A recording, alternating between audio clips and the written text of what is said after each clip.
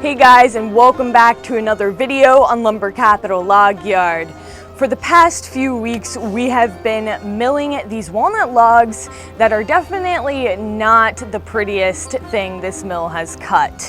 For those of you who follow the channel, you'll know that these logs are riddled with nails, but on top of that, they are also very dry. Why should that matter? Well, as it turns out, cutting dry wood versus cutting green wood is very different. Why though? That's the question, because on this channel we feel that greater understanding of the why and how of things leads to a fuller comprehension.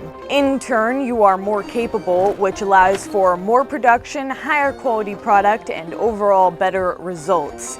If that intrigues you, hit the subscribe button and let's get into the video.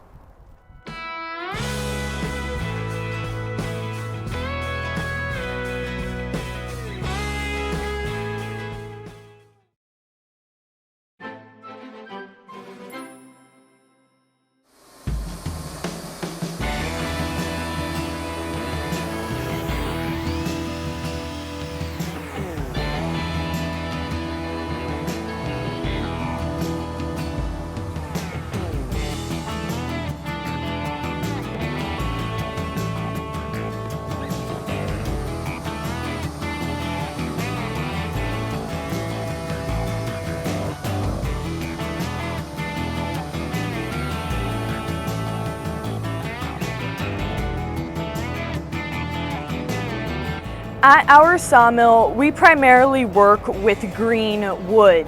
What some of you might not know is that moisture can actually help make smooth cuts. That's why we use water as our lubricant for our saw blade.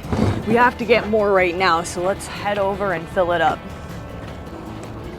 We collect rainwater off of the roof and fill these huge jugs so that we have a water supply to use right here close to the mill.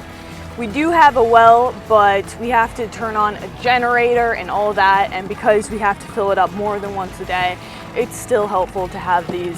And I think it can probably go unsaid that dry wood lacks moisture, but you can see how that would be kind of a reason why maybe milling dry wood would be more difficult.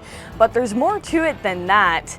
Dry wood can actually be quite a tricky thing when it comes to milling because it can actually be a lot more difficult than you might think. Wood-Mizer even suggests using a carbide blade to cut through kiln-dried material on their website, and the reason for that is that dried wood is just that much more difficult to cut through. We're going to be demoing some carbide blades here pretty soon on some hickory, so make sure you guys stay tuned for that.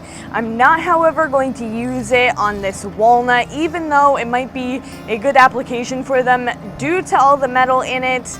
We won't be able to get nearly as much life out of them using them with this walnut, and they are pretty pricey compared to other blades.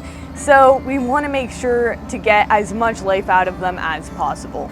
Drywood fibers are incredibly rigid, and that creates a harder structure to cut through. It also creates more friction and heat buildup, which in turn will just really prolong the amount of time your blade is cutting, and then that's when things just go bad.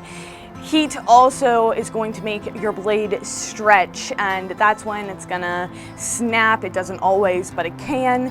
So this all just goes to show that the little bit of moisture that is in green logs or in green wood really does make a difference when milling it.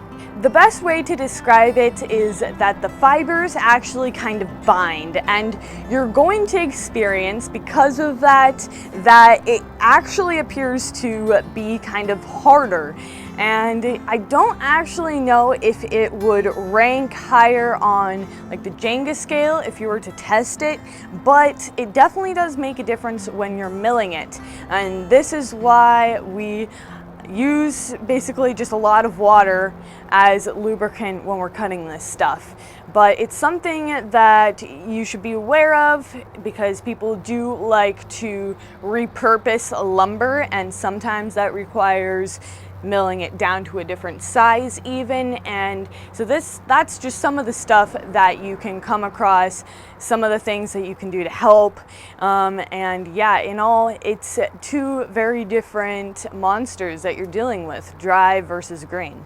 That's it for today's video, everyone. I hope that you enjoyed. If you did, make sure to give it a thumbs up and subscribe to the channel if you haven't already. But other than that, I'll see you guys back here next time.